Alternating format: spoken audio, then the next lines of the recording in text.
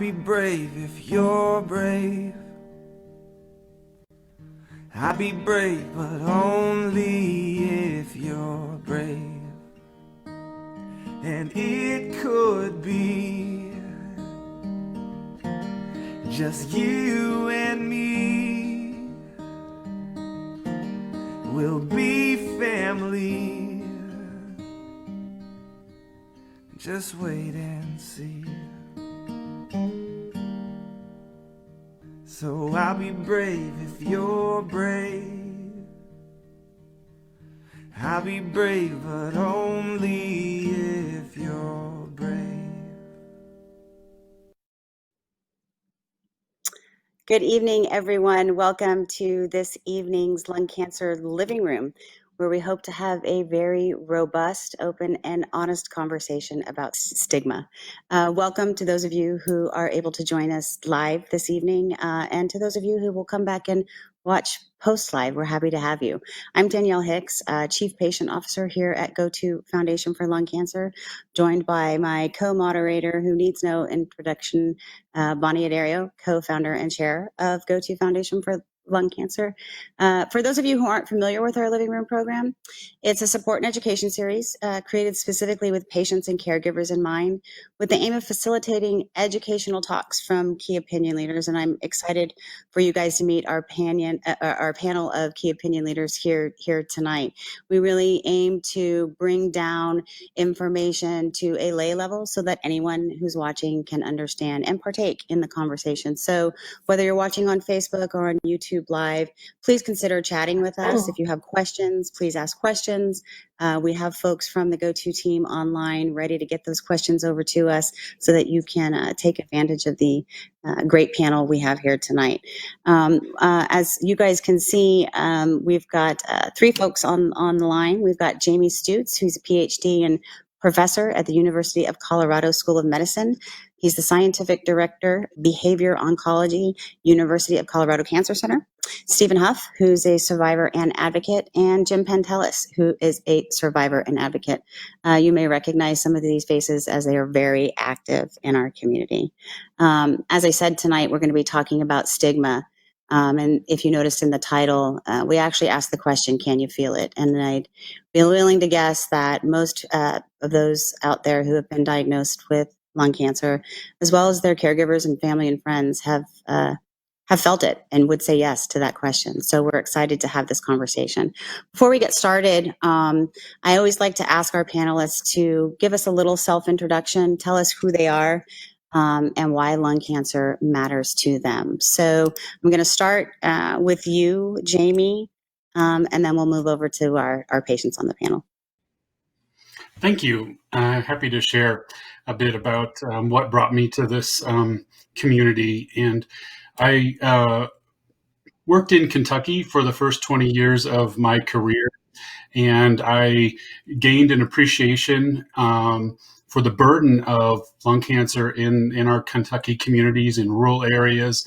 And I learned about the importance of stigma and from people, and began to explore it a little bit more scientifically in my own research, and then took on a more advocate role, I would say, in terms of addressing lung cancer stigma from a societal perspective and thinking about ways that our society could change to embrace those individuals at risk for lung cancer, as well as those who've been affected by lung cancer, in the same way we embrace other communities who experience cancer.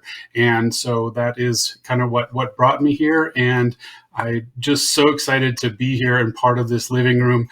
I don't know if you really appreciate how important it feels and how wonderful it feels to be invited as a scientist and researcher to participate in the living room. So thank you. Thank you, Jamie. We're so happy to have you. Stephen, you want to tell us who you are and give us your story and background? Of course. Thank you so much for having me on tonight. It really is a pleasure to be here. And so a little bit about myself. My name's Stephen Huff. I live in the Middle Tennessee area, and I am 32 years old.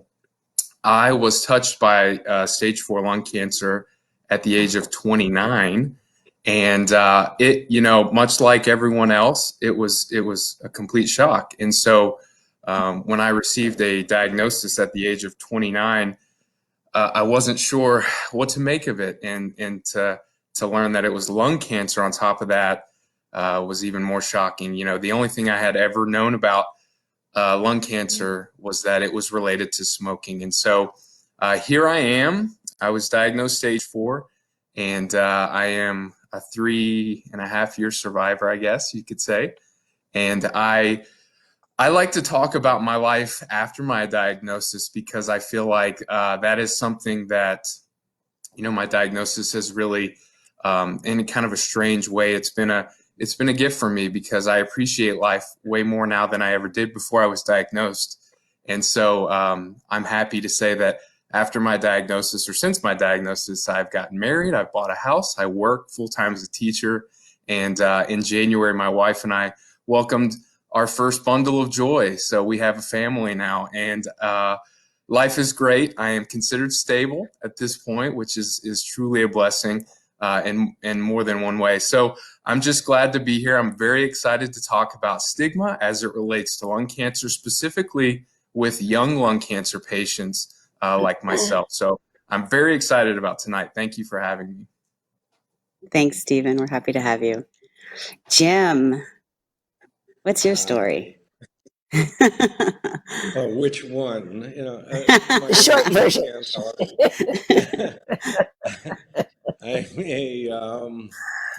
I'm a 15-year survivor of non-small cell lung cancer. I'm the son of a father who died from small cell lung cancer back in 1980. My personal experience was kind of complicated, because my wife was 6.5 months pregnant the day that I got diagnosed. So my daughter just turned 15. She has 2 younger siblings. Grace and Lita are now 12 and 11. And I've been through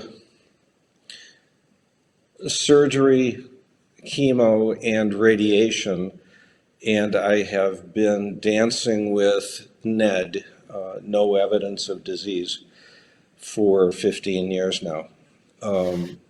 I have been working with Jamie for the last year and a half on a project for the National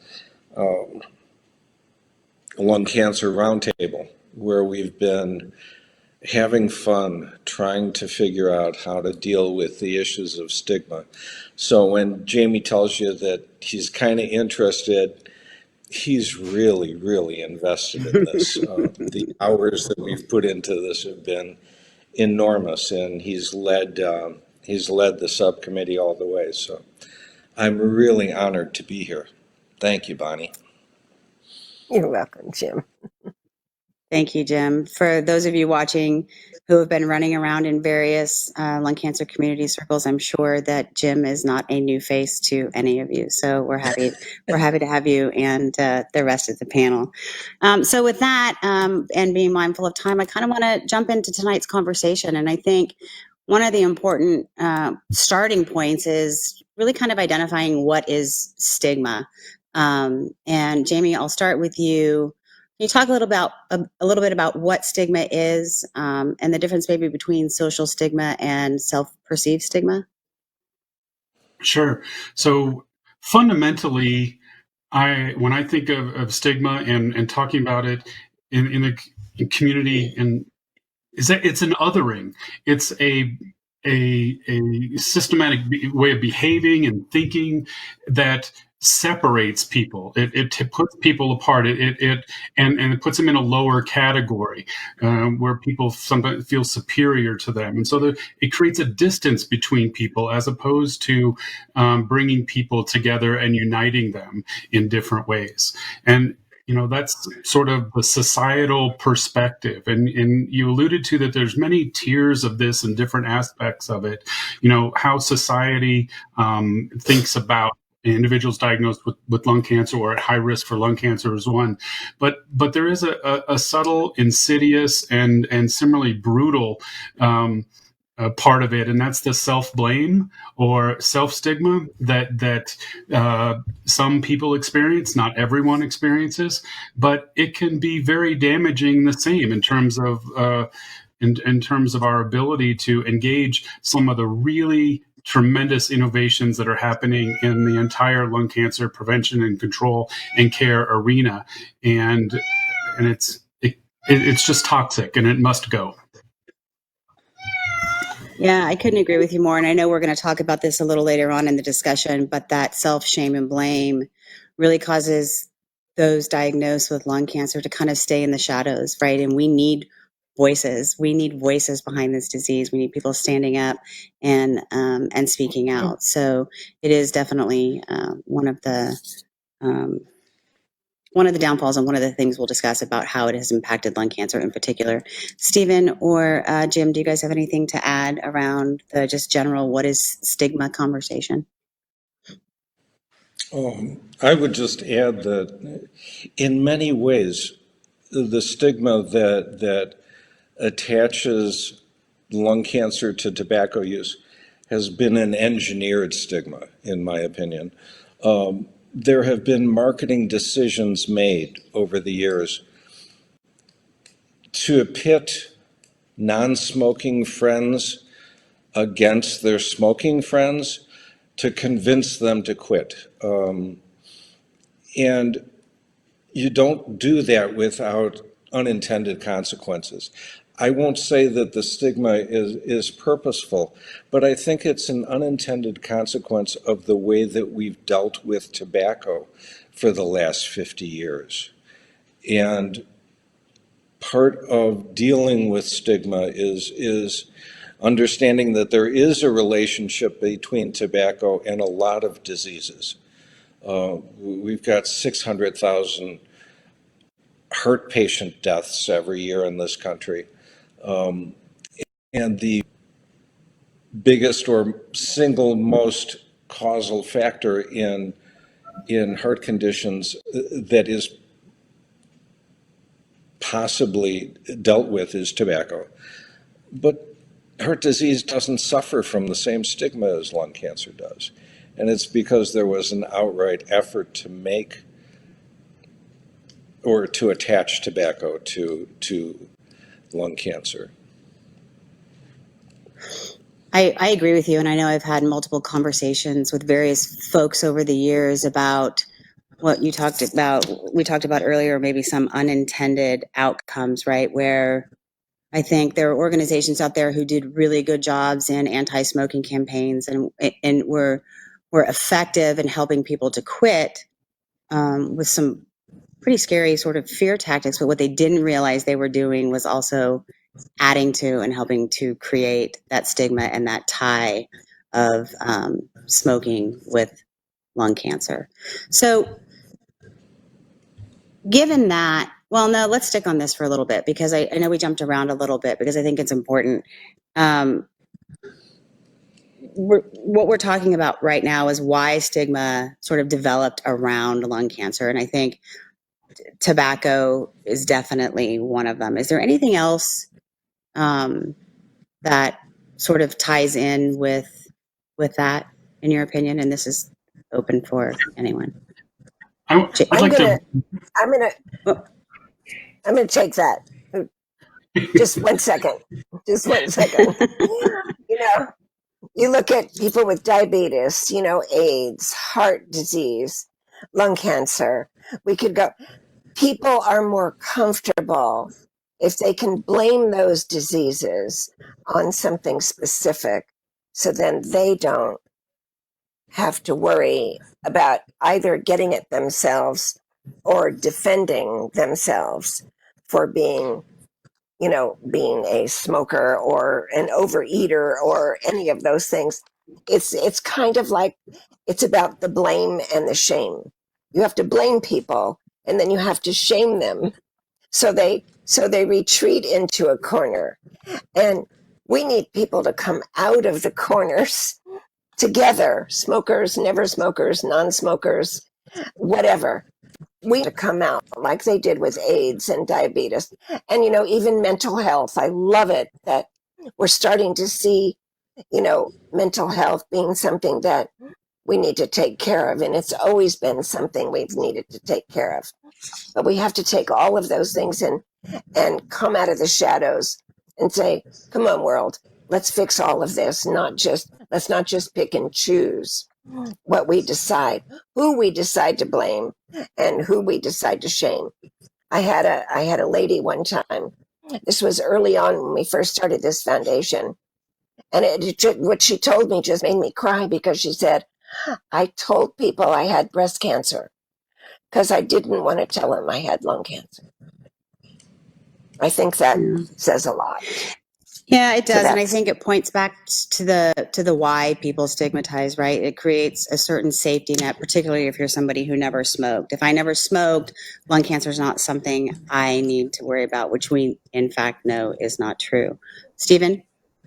Yeah, I to add to that, those are all great points. I think that whenever something terrible happens to someone, we all search for answers, and we all subconsciously and secretly attempt to maybe try to protect ourselves or protect those around us. And we do this by creating this halo of, we convince ourselves that, this person or this loved one must have done something to cause this. And I certainly don't want this to happen to me. And so the instinctual reaction is, you smoked, I didn't, now I'm safe. And that gives me that feeling, that safety net, that halo. And I know that as a young lung cancer patient myself, even the people that know me the best, people that know, my history in athletics and exercise and fitness, it's still always the first question. Even people that know me better than, my best friends, they say, did you smoke? And I think that it just further validates this notion that prevention is the only thing that we have ever known about lung cancer. And we're taught from a young age that, nicotine is this highly addictive substance, but we're not taught that, healthy lungs can develop tumors. And I think you said it at the Also, beginning. Go ahead, Jim. Sorry. I'm sorry. We've also been taught that quitting smoking, I don't know if you remember this or not, Bonnie, but several years ago, the line was that if you quit smoking, your lungs will heal themselves. The cilia within the lungs will regenerate within 5 years. So if you quit smoking for 5 years, your lungs will have repaired themselves to those of never smokers. Part of what we're having to deal with is that kind of urban wisdom that isn't. Part of what we're having to deal with is people that quit smoking a long time ago who think that they can't get lung cancer now, so they don't need to get screened, because they haven't smoked in 10 years. And we're having to deal with a misconception that lung cancer feels like it's a lot quicker than it really is. When I was diagnosed, my oncologist told me that the lung cancer that I have probably started 25 years ago. And when they actually got some asbestos out of my lungs, I can tell you when I worked with asbestos, it was in my late teens and early 20s. And I was diagnosed at 52. So it's almost an issue of changing the conversation and at least making it more transparent and more honest. The reality is that if you smoked, you have increased the likelihood of getting lung cancer, and that's just a fact. And if you haven't smoked, you can still get lung cancer, and that quitting is still a really good thing. But let's not try and tie them together weirdly. I Go ahead, agree. Jamie. Jamie? Yeah, I'd like to jump in here because I think there's an additional theme and additional point that I'd like to make. And I want to give credit to Jill Feldman, who introduced me to this TED Talk, because I think it captures one of the things that we're battling in here. And that's the challenge of the simple story.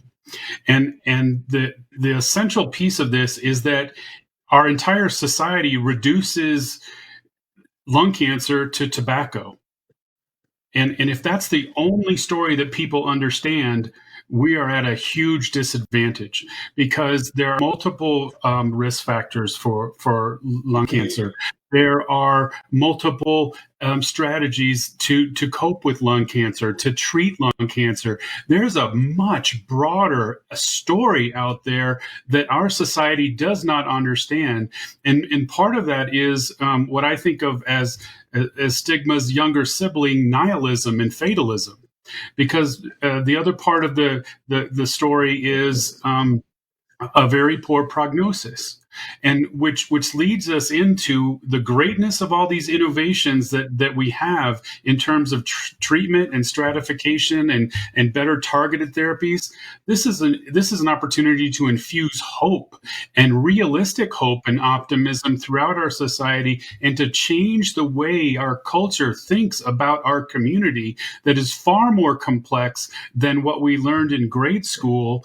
And I will go a little bit further than Jim did, which strikes me as hilarious, in saying that they not only have said, he said that that stigma has been used accidentally. I think it's been used purposefully. And in terms of my colleagues, my tobacco control colleagues, and I'm one of them. And when I started my career, I know I did things that were stigmatizing, and it's a learning process, and we can all do better individually as a society. But we do have to understand, like Stephen was saying, the consequences of some of these messages, and understand that they do have toxicities in themselves that have created the toxicity that is lung cancer stigma, and it's completely generated. There's absolutely no reason for this stigma to exist naturally. It is concocted, engineered, I think, is what Jim said. So let me give think you, those are really- let me just give you something else to think about, basically on what you just said. Smoking was considered a driver of lung cancer for decades. We have new drivers now for lung cancer: EGFR, ALK, ROS1, RET, MET. I can go on and on. So what we have here is multiple different drivers that are creating certain people to have lung cancer. So if somebody asked you if you smoked, you can say, well, no, actually smoking wasn't the driver of my cancer. The EGFR mutation was the driver of my cancer. Or the ROS1, I think it's all about, or the RET, right? and I think that's kind of what Jamie's saying, and spinning the narrative on its head. I want to go back just for 1 second, because I think this is an important point about sort of smoker versus never smoker lung cancer, and a real need for a general awareness about what lung cancer is, even outside of stigma. And I remember I sat on a panel, this was several years ago, with Giorgio Scagliotti, who some of you may or may not know. He's a medical oncologist in Torino, Italy. And he threw out this statistic in one of his presentations, in part of his presentation, that I thought was so brilliant, and it really resonated with me. And I work in the field, right? And it was that what people aren't looking at is never smoking lung cancer is still the 5th largest cancer killer. 5. Right. And I thought, wow, if that doesn't kind of speak to smoking, or not being a safety net, I don't know what really does. So that's one point I want to make. And then I kind of want to continue along where we were going. And Jamie, you started it talking about Jill's TED Talk, which I'd love the link to, by the way, and challenging the simple story. And I think that's what we're talking about right now. Like, how do we sort of flip this on its head? And I do want to get back to that. But before we do that, I kind of want to end with how we flip this on its head and what do we do about stigma now. But before we get there, I do want to talk about the impact that this stigma that we all realize to be a very real thing, what impacts has it had on lung cancer and the movement sort of forward in the last half a century? So if we could go to the impact of care for lung cancer patients, and I don't know who wants to take it first, Jamie, if it's you, but talking about, access, and Jim touched a little bit on decrease in screening and awareness. Or you want me to just do it? I think personal impact is the most important. So I defer to Stephen and Jim to tell their stories, and I can talk about some of the societal impacts on healthcare delivery that we've seen. That would be great. Go ahead. I won't talk about personal just yet, but some of the things that I see as an advocate working in what I think are some of the country's best research institutions, and meeting and talking to oncologists that will tell you, that have told me to my face, if a patient says that they never smoked and they have lung cancer, I know they're lying. Or that work in institutions that have policies that say that they won't do a resection or a lobectomy on a patient that is a current smoker until they've quit for 30 days. That's a denial of care, and it goes against NCCN guidelines. And I know that an awful lot of people, I've met an awful lot of people in the medical profession that say, "Oh, that never happens." And I can tell you as a patient advocate that it does happen, and it continues to happen. So the fact that clinicians are thinking that this was preventable and that it's the patient's fault and that this is a good opportunity to get them to quit smoking is that darling elephant in the room. And the only other thing that I would add is that, we can't, part of the problem it also resides within our community, because we define ourselves as smokers or non-smokers, and part of what we've come up with in the Stigma subcommittee at National Lung Cancer Roundtable is in trying to eliminate the term smoker. We just distance ourselves in our own community by defining whether or not we smoked or didn't smoke.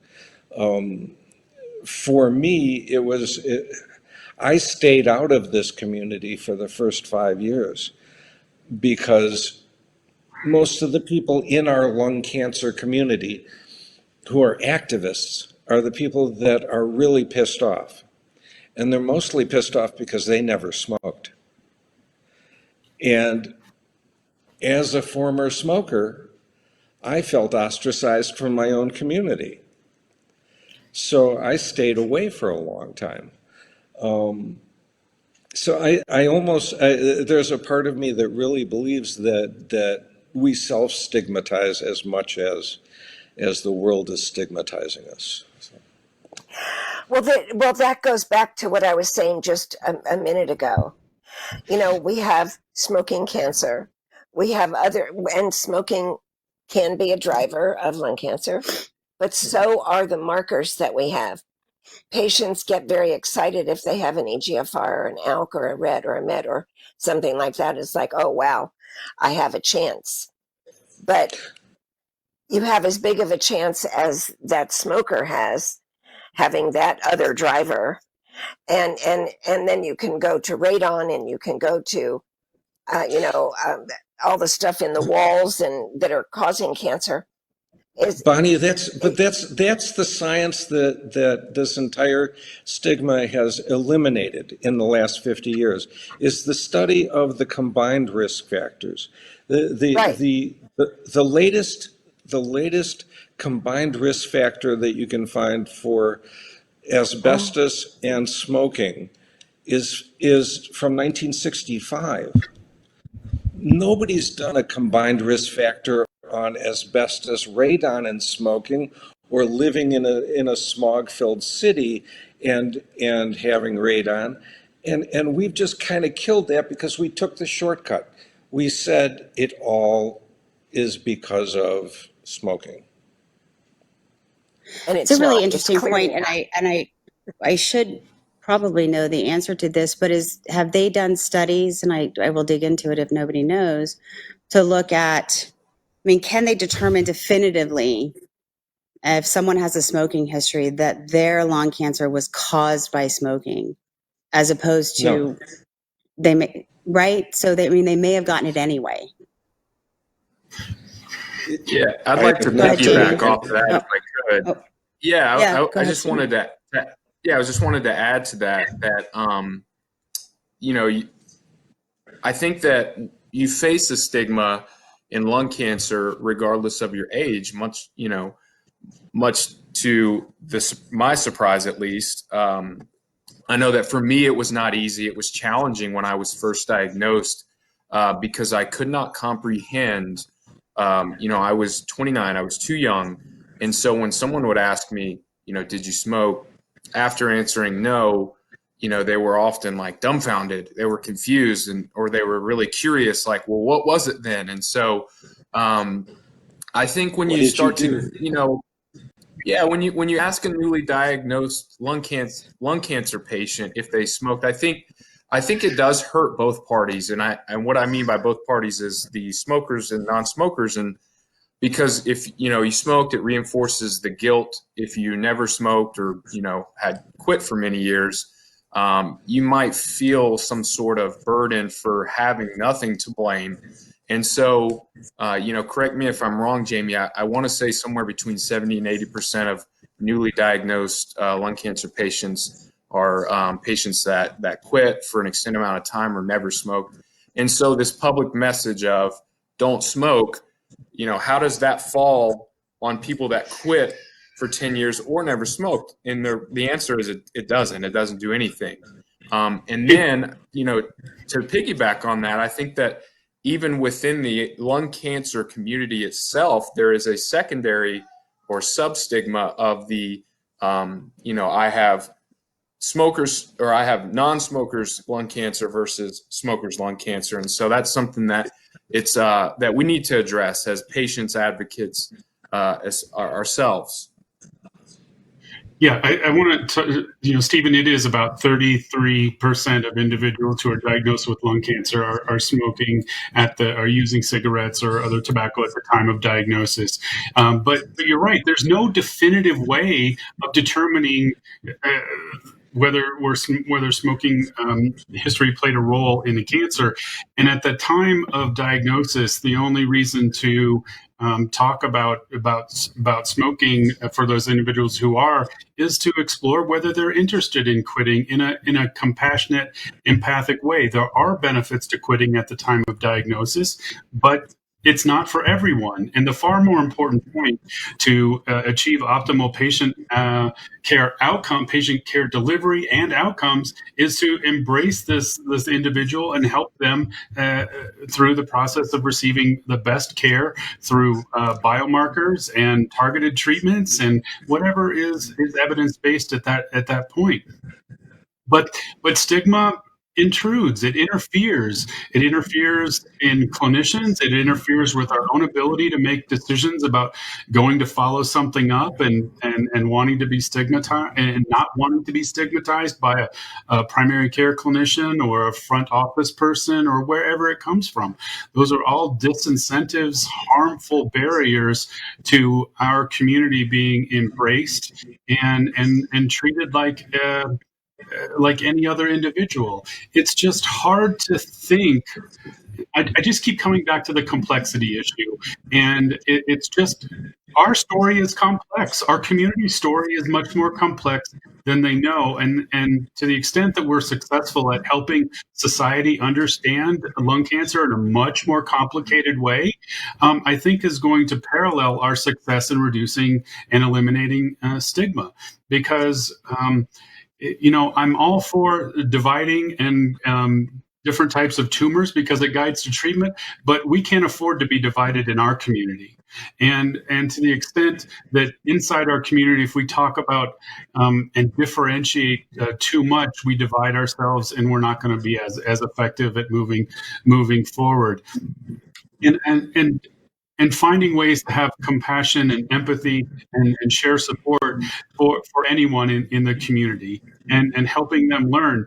I think, Stephen, you mentioned that, most people do identify that division very early on, and takes a while to understand why the bigger community has perhaps prefers not to necessarily identify and divide that way because of the toxicity that has within our group.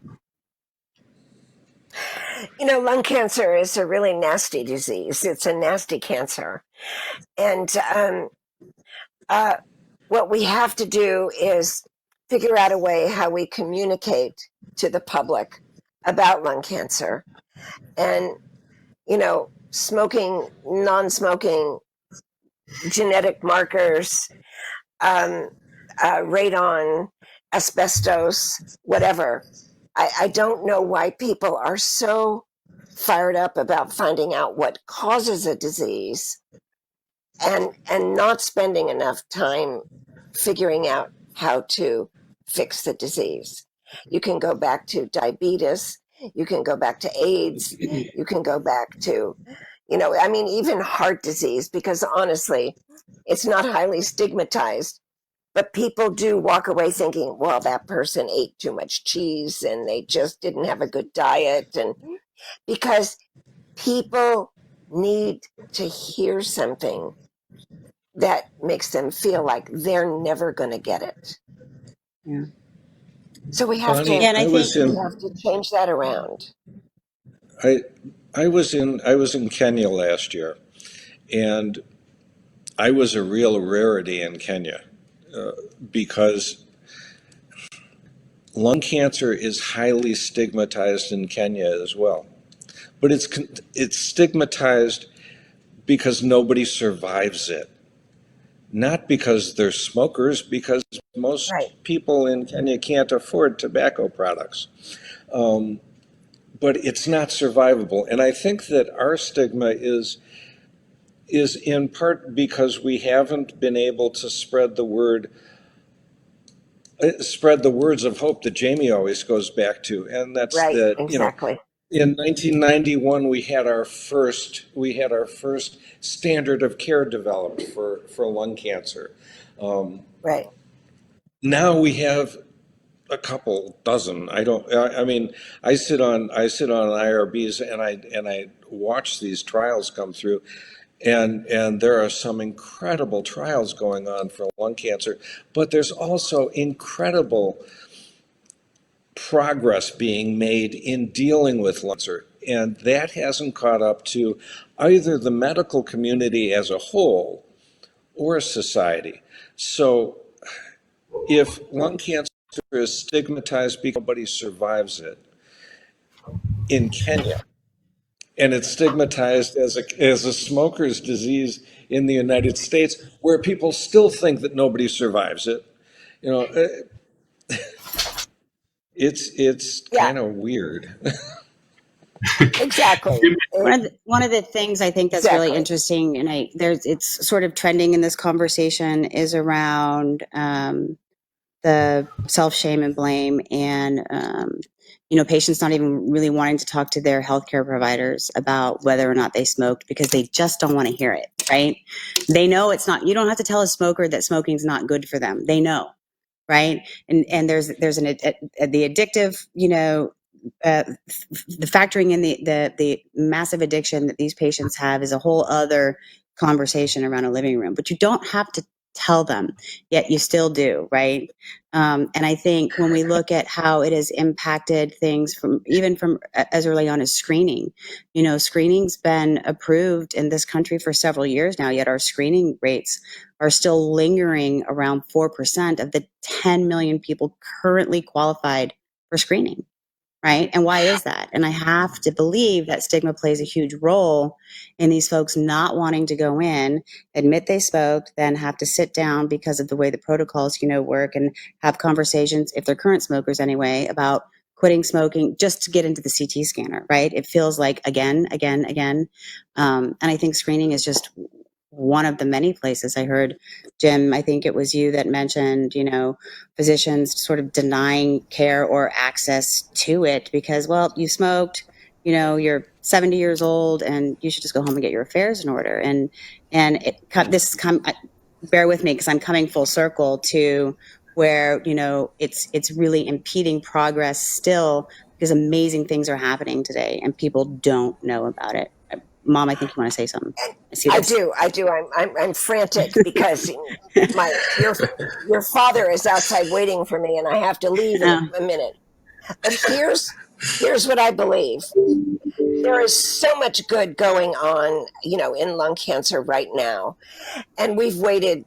I mean, in the last couple of days, we've waited 40 years for a drug for KRAS. 25% of lung cancer patients have the KRAS marker. This is such good news. We have to change our communication to being really positive about all the good things that are going on, because even to Jim's point about the mortality rate and, smoking, blah, blah, blah, whatever, we're changing that. It's happening in real time. Yes. People are surviving longer and longer and longer. Stage 4 patients are surviving longer because we're actually doing surgery on stage 4 patients and chronically managing. We have to start being positive and excited about that. And once the community starts to hear that, they'll stop talking about smoking and whatever, and they'll start feeling like, wow, now I don't have to worry about that disease because if I get it, there's a solution.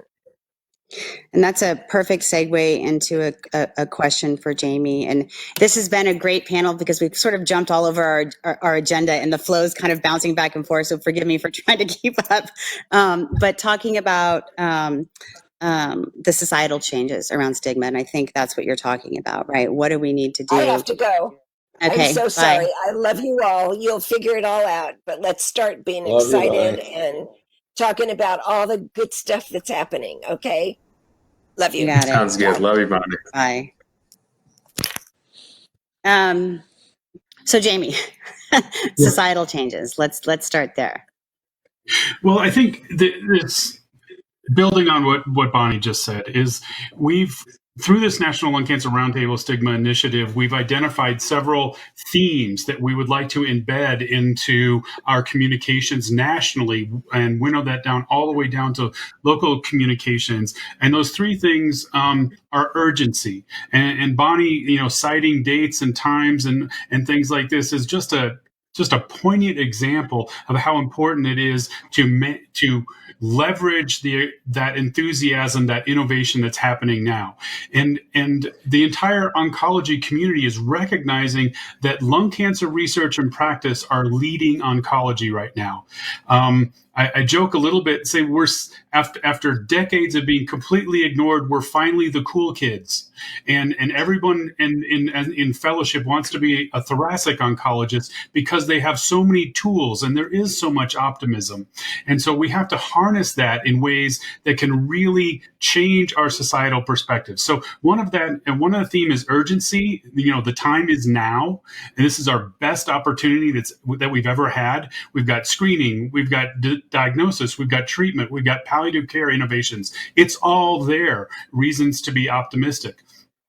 The second one is support and compassion and empathy for our community, instilling that helps society understand that we're no different than anybody else that's diagnosed or facing cancer, and it's okay to engage us in that same way. You don't have to ask us if we smoked or not. If we do our jobs well, we can educate society to understand this. Is how about if they ask, "Oh, did you have that KRAS marker, or are you one of those Ross Wonders?" How would that feel, as opposed to it's a communication that, wow, the society really understands me. But even better than that, what if they just said, "How are you?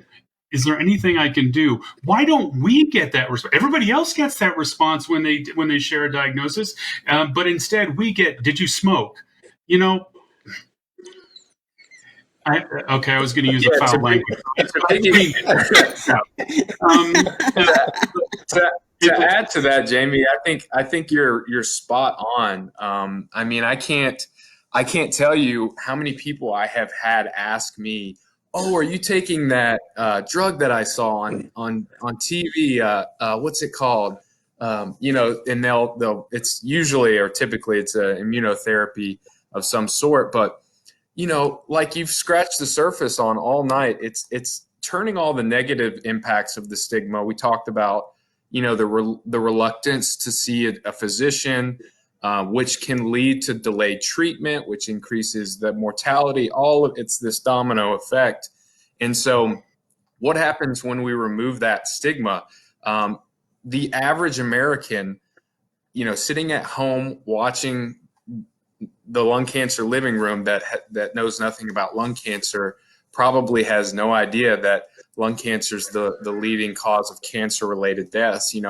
According to what we see every day on television and the stories we read, we think breast cancer for women, probably maybe prostate for men.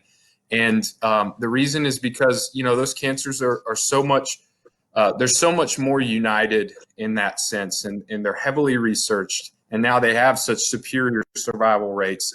And what we know about tobacco, like everyone's talked about tonight, we know that tobacco is obviously a cause for lung cancer, but it's a cause for many other diseases. Yet when you go in for your routine checkup, you still do all of your early detection screenings. And so I think of it like the tripod. And I'm going to steal this from Chris Draft. You have, prevention, early detection, and treatment. And we have made these huge jumps in treatment in the last 10 years. Bonnie says it all the time. I can't remember how she says it, but something along the lines of there's been more drugs in the last 10 years than ever before in lung cancer, which is so amazing. But I think of it like Chris Draft. If you're moving the football down the field, you don't want to stop on the 30-yard line and kick a field goal. You want to keep going for the end zone. You want to keep pushing. And so I think the three-pronged attack, if we can start to eliminate the stigma, we can increase the prevention and increase the early detection. And so, yeah, that's what I think. I think I use the stigma as a dark cloud that hinders our access to all the great things in all the innovations, from how it's affecting individuals to participate in screening or to go get that symptom checked out, or for a doctor saying, yeah, let's run the biomarker panel to see what this gives us, to whether we decide to provide appropriate palliative care to someone because, do they really deserve, our best effort? I think I don't think a lot of this is completely overt. Some of it is very subtle, but we have to overcome it all in order to really maximize everything that our community has gained through hard-won research and efforts to date. And building on what Stephen, what you said, another of Chris Draft's ideas is that we can turn the corner on our lobbying and advocacy efforts to infuse more optimism and say, look at all the success that we've had. Can you imagine what we do if you doubled our funding, if you doubled the portfolio, if you tripled or quadrupled the portfolio of lung cancer research at various organizations? That, imagine how much further we could get. And as we just disperse that cloud over everything, I think it's gonna provide sunlight and hope and optimism across the entire cancer control and care spectrum, and everybody is going to have more opportunities if we can do that successfully. That's great, Jamie. Thanks. Jim, do you have anything to add? I really don't. I just there's a part of me that one of the things that Jamie just mentioned is the idea of funding research. And in our community, we have fought for every dollar that we get. We've fought for every dime that we get.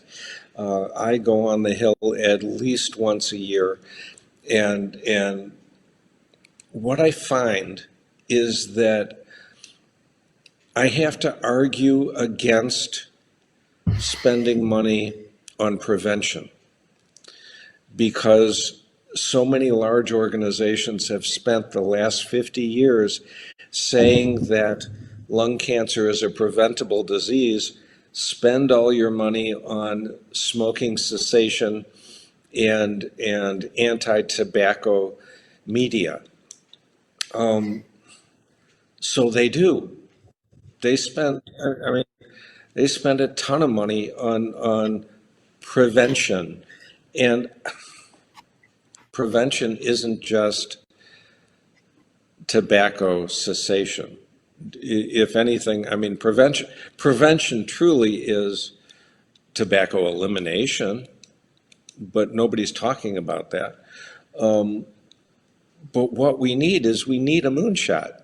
We need a real moonshot in lung cancer. And a moonshot might be $25 billion over the course of the next 10 years.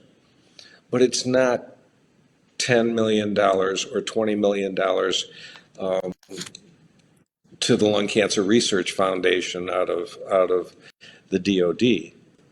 What we need is a sincere and large infusion of cash into lung cancer research if we want to eliminate it.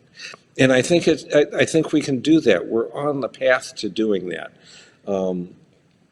And that's really and truly the most exciting thing that's happening right now, is that there's so much research that's happened in the last 5 to 7 years, and so many good outcomes as a result. Our survival rates have gone from a 5-year survival rate of 16% when I was diagnosed to up around 21% now. Our death rate is down this year, is down to an expected 135,000, which sounds really crappy, but by comparison to past years, it's really, really good. Mm-hmm. We need to get it down to about 10,000. And I think we're not that far from doing it, but we need the support and the research funding to do it. Yeah, and I think this goes back to turning the narrative and how we talk about this disease on its head, whether it's on the Hill or in forums like this. And I think, your point on prevention is well taken, and I think will hit home for a lot of people.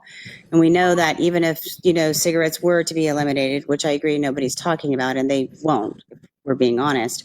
But even if they fell off the planet tomorrow, lung cancer would not go away, right? I mean, we already talked about never smoking lung cancer is a thing, and it's still number 5. Some of the things we don't talk about that we need to be talking more about are what are some other risk factors or things that people should be looking at. And radon, I think, is a big one. Nobody knows about radon or talks about radon or, so, I mean, I think, again, that we could go on and on and on about these things that need to happen. But I love the fact that we've come together here tonight to start that conversation in this type of forum.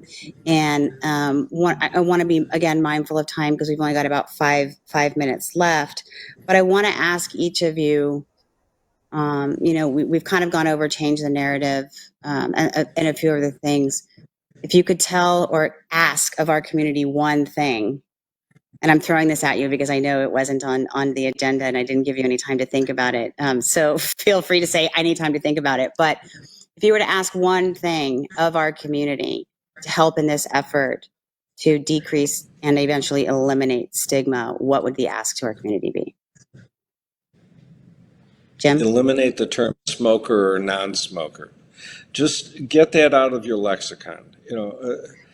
A good friend of mine told me once that I should tell people that I used to raise birds, because I did. I raised parrots, or I had parrots. And when you have parrots, they have dander, and dander has the same effect, some people will say, as does asbestos. So give them something else. I raised parrots, or I lived in a dirty city, or I lived in Steubenville, Ohio, and got dust from Weirton Steel every morning. Got it. Stephen? Agree on that for sure. I think the terminology, saying non-smokers, lung cancer is definitely a first step. But if I could just add to your point real quick, Danielle, about the I guess stopping the smoking.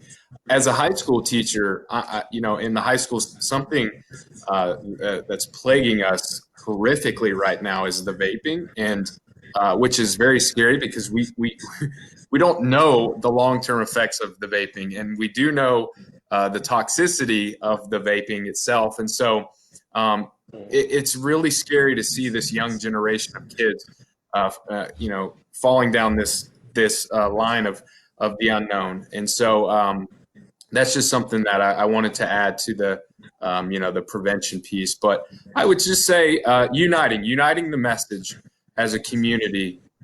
We take so much pride in empathizing with each other and supporting each other. But I do think sometimes we get a little bit segregated in the sense where we go, oh, well, I have this mutation, or I have this mutation, or I have small cell, or I have non-small cell. And, I think one of the big reasons why some of the other cancers have gotten so much traction in regards to the fast tracking of the research is because of the united message. And so unity, I think, is probably my words of wisdom. Love it. Jamie? I'm going to go with asking all of us to reflect on our own behavior and thoughts and actions and beliefs in terms of dealing with various aspects of the lung cancer continuum. Does nihilism creep into how you think about things? Does division and othering kind of creep into how you think about things? And sometimes we have to use other examples of how we feel about people who are different than us. And can we prepare to also a second point is, how can we prepare to deal with stigma when we see it, when we face it, when we experience it ourselves, and have a plan or have a way that you feel comfortable. There is no one right way to confront stigma when it's dealt to you. It's the right way is your way. In terms of, do you prefer to, give them another reason? Do you prefer to ask them why they would ask you that? Do you prefer to tell them that actually, using, smoking cigarettes is not the only thing? So what is the most appropriate way for you? And actually, GoTo has a pamphlet that outlines some of those strategies. The last thing, and I know you asked for one, and I'm failing miserably at that. But the last thing is to invite folks to engage the Lung Cancer Roundtable, which is a stakeholder group that GoTo is very actively involved in, and working toward this National Stigma Initiative to find to learn what's going to happen with that initiative as we gather resources to launch some of the strategies that we've been developing that have been very well supported and guided by our advocates. Even though Jim was there, it's still pretty good. And so and there's lots of really good ideas and opportunities that are going to come out of that for us to really change the face of lung cancer and help our society think about our community differently, embrace us more effectively, and I think everyone can come out a winner of that effort if we can really rally around it. So. That's great. I appreciate all of you and all of your input. This has been a stimulating and thought-provoking conversation. I know for me, and this isn't the first time we've had it, but I learned something new from each of you, as well as many others every time we do talk about it. And I know we were supposed to meet live in person here in the living room out in California.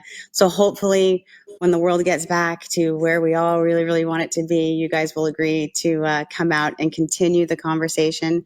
But until then, my heartfelt thank you from everyone here at GoTo, and I know everyone out in the lung cancer community. We really, really appreciate your time this evening. I want to go ahead and do a little bit of housekeeping. I know we're about 1 minute behind. One of the things I want to remind everyone is our recent partnership with the VA around helping with access to screening in particular. So if you're a veteran or you know a veteran that might be at risk and might need our help, please don't hesitate to have them reach out to GoTo Foundation. We're here for all of that. Bonnie already talked about her book a little bit earlier before the meeting tonight when we were behind the screen here. But The Living Room of Lung Cancer, Community of Courage is available for pre-sale on Amazon for anybody who's interested. I think the hard copies will start being shipped right around ASCO, so we're timing it right around then. Our next living room is January 19th, 2020.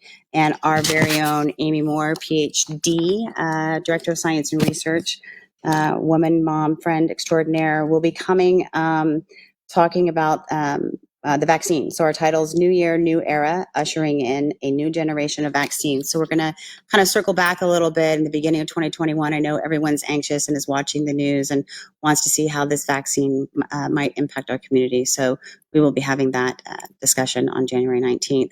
And then also, of course, I want to wish everyone a happy holiday, wherever you are and however you may be celebrating. Please know that we are thinking about you and yours and wishing you the absolute very best.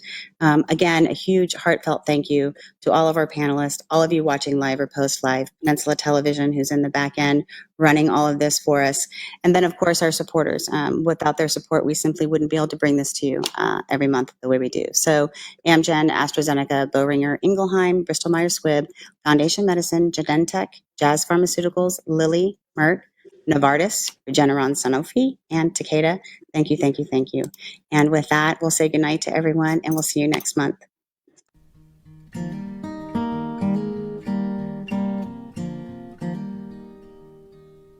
Oh, I'll be brave if you're brave. I'll be brave, but only if you're brave. And it could be just you and me. We'll be family. Just wait and see. So I'll be brave if you're brave. I'll be brave, but only if you're